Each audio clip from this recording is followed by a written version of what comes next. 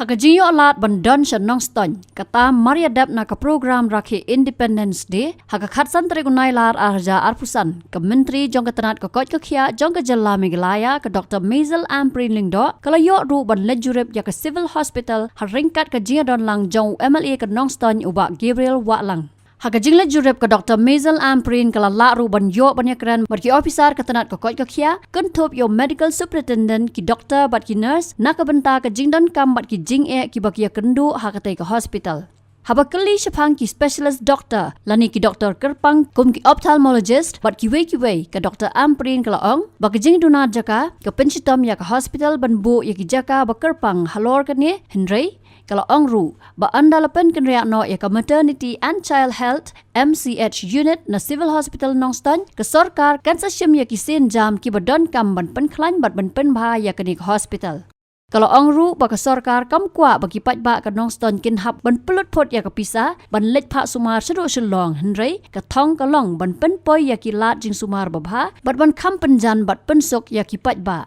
Hadin ba nilayok jentip ba ke MCH kalau don hapeneng kecing perkat bat kecing penkre bobiang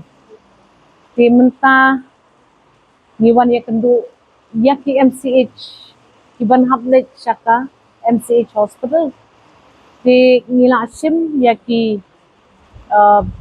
notes jongki bat i MLA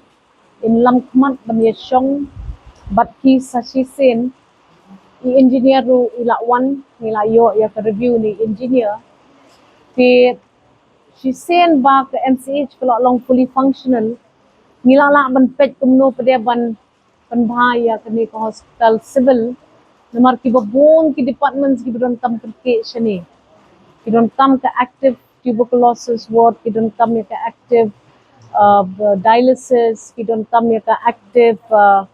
cancer attention te ladala ham relief ya ka space hangni menta da kabalik sa MCH ti kamut kala kamba mo i MLA in guide yangi but the doctors kin long part of the plan kadon kandit ki shortage of doctors ngila kran ki doctors angni ICU is doing very well tingila ong menta bato ki ICU so menta ngila hot ya ka interview ya ki doctors but kermen hapo kasibna ngila la ban install ya ki doctors nang ta ngidon kam menta ban pet pede ba ladang ilet ban bifurcate ya ka civil but ka MCH kade ban non ka balance jong tinong tray hapo pro artli kini institutes ngangaong ifi hapo sansnem ngin sa sedang banyo doktor sispa san pungut ha ka state jong ite kani ka kajing kim jong kajing don jong ki doktor kanum long shu kumta medical college Shillong ngilong determine ban penyat na dong tau snem ka PA sangma kala ayat na do last year ka Tura Medical College kadiban sedang no by next year ting in target yala di nang ba kan sapoy kapor haka sans nem ka ban one pan